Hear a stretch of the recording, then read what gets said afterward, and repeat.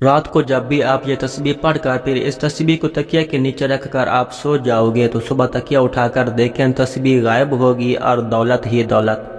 بسم اللہ الرحمن الرحیم۔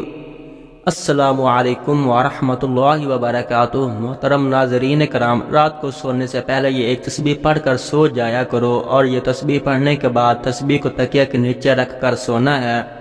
صبح جب اٹھو گے تو اللہ کے فضل و کرم سے تکیہ کے نیچے سے آپ کو دولت ملے گی، یعنی کہ اللہ پاک آپ کے لیے ایسے اسباب پیدا کر دے گا کہ پھر آپ کی ہر پریشانی دیکھتے ہی دیکھتے دور ہو جائے گی اور ہر خواہش پوری ہو جائے گی۔ اس تسبیح کے کمالات دیکھ کر آپ لوگ خود حیران رہ جاؤ گے، غیب سے دولت والے ہاتھ آپ کے پاس آ جائیں گے۔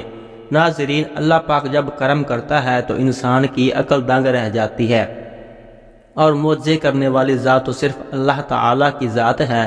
تو اس وظیفے کو خود بھی کر لینا اور اس وظیفے کو تمام دوستوں کے ساتھ شیئر بھی کر دینا۔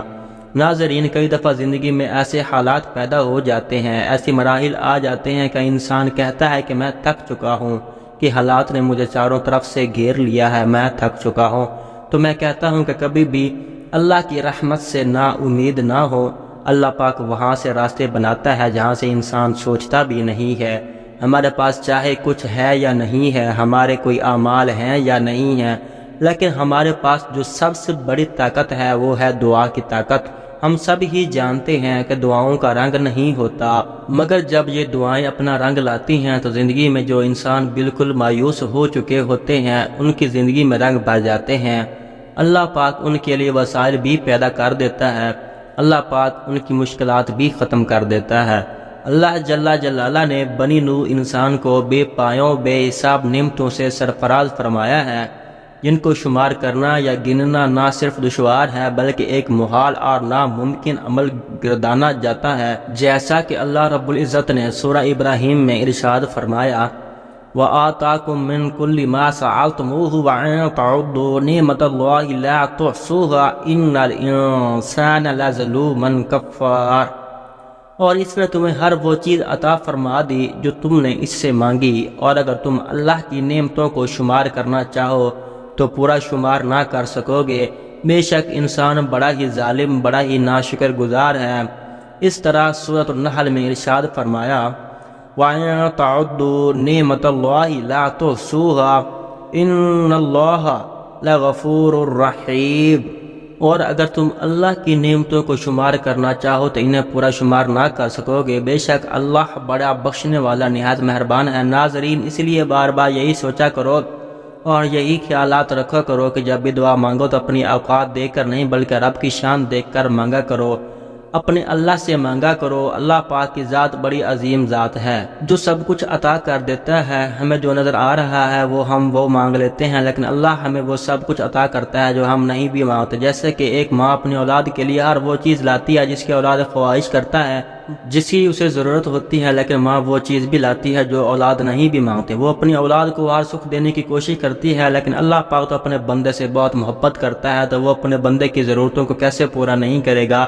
جب ایک ماں اپنی اولاد کے لیے دنیا کی ہر خوشی دلا سکتی ہے تو اللہ پاک تو عظیم ذات ہے جو اپنے بندے کو کبھی مایوس نہیں کرتا۔ اللہ پاک ہمیں وہ دیتا ہے جو ہمارے لیے اچھا ہوتا ہے۔ تو اس لیے جب بھی آپ کے مسائل بڑھنے لگیں، جب بھی تکلیف حالات آپ کو گھیرنے لگیں تو کچھ اور کرو یا نہ کرو، صرف اپنے رب کی طرف چلے جاؤ، اس سے مانگو، اسی کی عبادت کرو، کیونکہ دلوں کو جو سکون ملتا ہے وہ صرف اللہ کی یاد سے ہی ملتا ہے۔ اور دوسری بات، اگر آپ کو آزمائشوں نے گھیر رکھا ہے تو یاد رکھو آزمائشیں مشکلات اللہ کے نیک بندوں پر آتی ہیں، اور آزمائش اللہ من پسند شخص پر ڈالتا ہے اور اس کے من پسند چیز سے ہی شروع کرتا ہے۔ تو بس اللہ کو یاد کیا کرو، جب آپ ہر مشکل پریشانی دکھ سکھ میں اللہ کو یاد کرو گے تو انشاءاللہ آپ کی مشکلات بھی ختم ہو جائیں گی، اور ہر مشکل کا حل بھی خود بخود ہی نکلنے لگے گا۔ جب آپ اپنے اللہ کو پکارو گے تو وہ ضرور سنتا ہے۔ اللہ پاک بڑا ہی غفور الرحیم ہے، اس کو پکارا کرو، اس کے آگے جھکا کرو، پھر اللہ پاک اپنے فضل و کرم سے ایسے ایسے راستے بنا دے گا کہ جو آپ نے سوچے بھی نہیں ہوں گے۔ تو آج کا جو میرا وظیفہ ہے جو میں آپ کو بتا رہا ہوں، رات کو سونے سے پہلے اس تسبیح کو پڑھ لیا کرو، پھر یہ تسبیح اپنے تکیہ کے نیچے رکھ کر سو جایا کرو۔ یقین جانو رزق کا ایسا دروازہ کھلے گا کہ پھر آپ لوگ حیران رہ جاؤ گے۔ اللہ پاک جو بڑا ہی مہربان رب ہے، اپنے بندے سے بڑی محبت کرتا ہے۔ ہم کیا کرتے ہیں کہ جب ہم پر برے دن آتے ہیں تو ہم خوب اللہ کو یاد کرتے ہیں، اور بالکل اسی طرح ہو جاتے ہیں کہ جب ہاتھ میں تسبیح ہوتی ہے، مسجد میں مصلی پر پڑے رہتے ہیں، لیکن جیسے ہی ہمارے حالات تبدیل ہوتے ہیں، جیسے ہی ہم پر اچھا وقت آتا ہے تو ہم اللہ کو بھول جاتے ہیں، اس کی رحمت کو بھول جاتے ہیں، اور پھر پیسے کو اور اپنے اچھے حالات کو لطف اٹھاتے ہیں، اس سے خوشیاں حاصل کرتے ہیں، دوستوں کی محفلوں میں بیٹھا کرتے ہیں، یعنی ہر طرح اپنی خوشیوں کا لطف اٹھاتے ہیں، طرح طرح کی نعمتیں کھاتے ہیں، لیکن ہم اس ذات کا شکر ادا نہیں کرتے جس نے ہمیں ان سب سے نوازا ہے۔ یاد رکھو، جو لوگ جتنا زیادہ شکر ادا کرتے رہتے ہیں، پھر اللہ پاک اتنا ان کو عطا کرتا رہتا ہے، پھر ان کو نہ ختم ہونے والی دولت ملتی ہے، نہ ختم ہونے والی خوشی جو کبھی ختم نہیں ہوتی، یعنی کہ ان کی آنے والی نسلوں سے بھی وہ دولت ختم نہیں ہوتی۔ اللہ پاک ان کو وہ دولت عطا کرتا ہے اور عزت عطا کرتا ہے جس کا تو کوئی حساب ہی نہیں ہے۔ اتنی عزت اللہ پاک عطا فرماتا ہے کہ نہ ختم ہونے والی، نہ مٹنے والی عزت ہوتی ہے۔ پھر وہ بے شک رشتہ داروں کی محفل میں جائے، دوستوں کی محفل میں جائے گا، جہاں پر بھی جائے اسے عزت ہی عزت ملتی ہے۔ ناظرین، اللہ پاک سے جب بھی کچھ مانگو تو عزت والا، برکت والا، امن و سکون والا ہی رزق مانگا کرو۔ کئی دفعہ ایسا ہوتا ہے کہ انسان کے پاس بے شمار مال و دولت آ جاتی ہے، وہ دیکھتے ہی دیکھتے لاکھوں کروڑوں کا مالک بن جاتا ہے۔ جو ہزاروں والا ہوتا ہے وہ لاکھوں میں چلا جاتا ہے، لاکھوں والا کروڑوں میں چلا جاتا ہے، لیکن پھر بھی ان کی دولت میں برکت نہیں ہوتی، ان کی دولت میں عزت نہیں ہوتی۔ وہ دولت ایسے ہی کروڑوں میں خرچ ہو جاتی ہے، ایسی جگہوں پہ خرچ ہو جاتی ہے کہ پھر اس دولت کا کوئی فائدہ نہیں ہوتا، جیسا کہ ڈاکٹروں کی نظر ہو جاتی ہے، حادثات کی نظر ہو جاتی ہے، بیماریوں کی نظر، یا پھر گھر میں کوئی مصیبت یا پریشانی آ جاتی ہے۔ تو ناظرین، جب بھی اللہ سے مانگو، برکت والا، سکون والا رزق مانگو، ایسا رزق مانگو جس کے بعد غربت، تنگ دستی نہ ہو۔